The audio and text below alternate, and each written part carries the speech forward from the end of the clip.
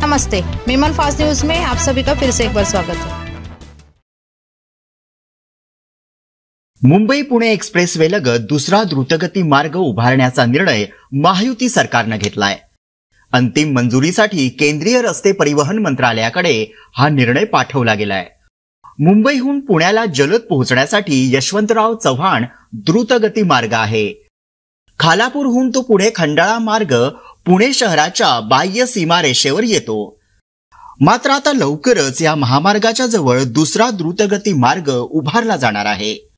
यामुळे वाहतूक कोंडी समस्या सुटणार आहे। यामुळे पुणे ते मुंबई केवळ 2 तासात प्रवास करता येणार आहे। हा नवा द्रुतगती महामार्ग मुंबई बेंगलोर असा असला तरी त्याची सुरुवात JNPA अर्थात जवाहरलाल नेहरू बंदर प्राधिकरणापासून सुरू होणार आहे।